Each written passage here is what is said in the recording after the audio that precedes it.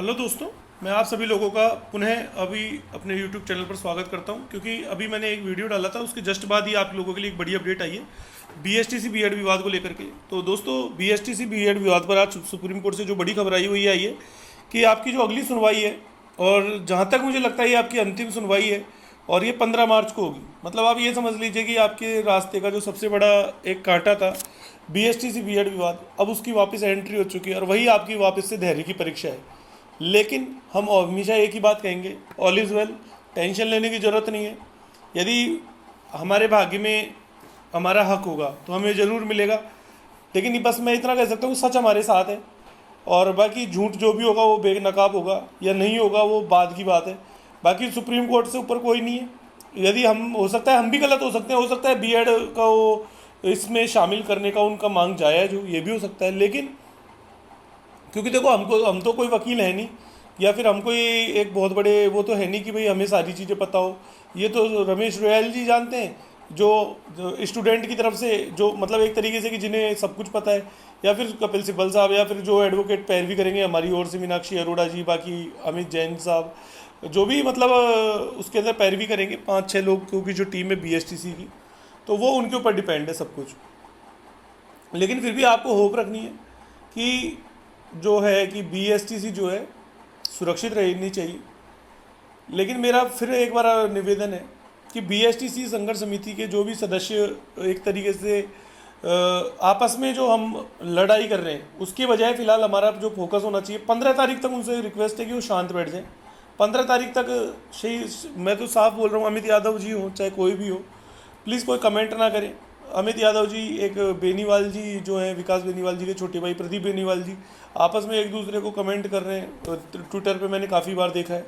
लेकिन उनसे मैं यही आशा रखता हूँ कि 15 तारीख तक वो दोनों इस बीएसटीसी का जो इतने दिन का संघर्ष है, उसको सही अंजाम तक पहुँचाने की जिम्मेदारी अब हम उन लोगों की है।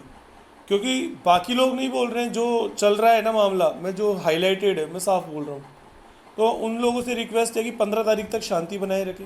एक बार हम केस जीत जाए, फिर अपन आपसी मामले को भी बैठक करके जो भी है संघर्ष समिति की तरफ से अपन इसका पूरा सोल्यूशन करेंगे। क्योंकि हमें इस लड़ाई को कमज़ोर नहीं करना है। मैं बार बार एक ही बात कहता हूँ कि जो नाव होती है ना, वो किनारे पर आकर के डूबती है, बीच में बिल्कुल सही चलती है, लेकिन डूबती किनारे पर है। यदि आज 15 तारीख को हम केस हारते हैं ना, तो दोस्तों मैं तो साफ कहता हूँ, इसका जिम्मेदार कौन है, इसका मैं साफ कह रहा हूँ, वही लोग जिम्मेदार हैं जिन्होंने अच्छी खासी बीएसटीसी को तोड़ने का काम किया है।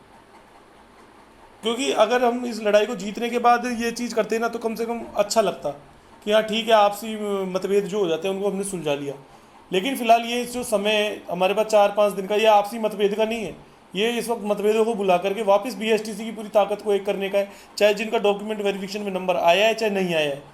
अगर जिनका डॉक्यूमेंट वेरिफिकेशन में नंबर नहीं भी आया है ना, तो वो कम से कम बीएसटीसी बीएड विवाद के अंदर जो बीएसटीसी है उसको जिताने के लिए प्रार्थना तो करना। क्योंकि उसका कारण ये है कि यदि मान लीजिए आज डॉक्यूमेंट वेरिफिकेशन में, हम मानता हूँ, मैं खुद कह रहा हूँ लोग एग्जाम में चीटिंग हुई है, लेकिन मेरे पास सबूत नहीं है ना। मैं कैसे कह दूँ, किसी के ऊपर इल्ज़ाम कैसे लगा दूँ कि इसने बच्चे ने चीटिंग की है, या फिर इसके पास पेपर आया है, किस किस किस क्या तथ्य है हमारे पास जिसके हम आधार पर कह दें। हाँ, ना तो हम कलाम एकेडमी को कुछ कह सकते हैं। हमने देखा है कि कलाम एकेडमी की कौन सी 2000 क्वेश्चन की नोटबुक आई है, या फिर पश्चिमी राजस्थान में जो पेपर आउट अगर हुआ है या नहीं हुआ है, हमारे पास क्या सबूत है? हमारे पास भैया कोई सबूत नहीं है, सीधी सी बात है।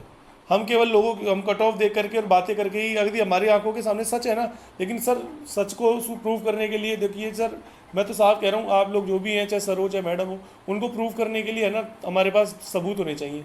सबूत के बिहाफ पर कोर्ट मानता है, सबूत के बिहाफ पर सरकार मानती है। बिना अंधेरे में तीर चलाने से कुछ नहीं होता। वो कहते हैं ना, जबान से निकले हुए शब्द और तीर से निकला हुआ बाण कभी वापस नहीं आता। तो बस वो काम कभी मत करो, जो भी करो सोच समझ के करो। मैं इस रिजल्ट के आज भी खिलाफ हूँ। मैं साफ कहता हूँ, मैं चाहे वो चीटिंग हुई है या नहीं हुई है, लेकिन 130 जो कट ऑफ है वो कहीं से भी मतलब एक जस्टिस नहीं है ये। मतलब एक जिसको कहते हैं कि न्यायोचित नहीं है ये कट ऑफ। ये इतना तगड़ा 87-88% केवल 2 गुना के लिए, और 1 गुना का कट ऑफ 90%। ये कोई एग्जाम नहीं है, ये कोई तरीका नहीं होता बच्चों की छटनी करने का। लेकिन फिलहाल हमारा जो फोकस होना चाहिए वो बीएसटीसी बीएड विवाद पर होना चाहिए। 15 तारीख को हमें इस केस को जीत करके, और हमारी जो बीएसटीसी का लेवल 1 हक है उसके ऊपर अंतिम मोहर लगा करके उस केस को फ्री करना है। सीधी सी बात ये है। तो मेरी आदरणीय श्री जो भी अपने भाई लोग हैं BSTC संघर्ष समिति में, सचिन शर्मा जी हैं, मैं तो उन्हीं से ही निवेदन करूंगा कि वो उन्हीं हम जो है ना, सचिन शर्मा जी, मुकेश रोयाल जी, रमेश रोयाल जी, मैं तो इन 3 लोगों को सबसे बेस्ट मानता हूँ। चाहे इनसे किसी की लड़ाई है कि नहीं, मैं तो इन तीनों को बेस्ट मानता हूँ। और पूरे BSTC को जोड़ने का जो एक तरीके से नेतृत्व मैं मानता हूँ ना, तो सचिन शर्मा जी को मानता हूँ। मेरी नज़र में तो सचिन शर्मा जी से बेस्ट एक कोई भी इंसान नहीं है, क्योंकि सारा पैसा हमने उन्हीं के अकाउंट में डलवाया है, सारा उन्होंने डलवाया है। मतलब दूसरी बात, हमें उन पर पूरा विश्वास है। मैं सचिन शर्मा जी के ऊपर आंख बंद करके विश्वास कर सकता हूँ।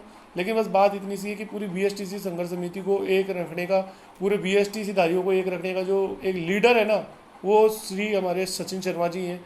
ये बस उनको, सचिन शर्मा जी को जो सचिन तेंदुलकर ने अपनी परफॉर्मेंस दी है ना, बस लास्ट मोमेंट पर वही परफॉर्मेंस उनको देनी है। उनको पूरे BSTC धारियों को एक रखना है, ताकि टूटे कोई नहीं और हम इस केस को जीत जाएं। उसके बाद जो भी होगा वो हम संभाल लेंगे, लेकिन फिलहाल हमारा केस जीतना बहुत ज़्यादा जरूरी है। तो इस वीडियो में इतना ही, धन्यवाद।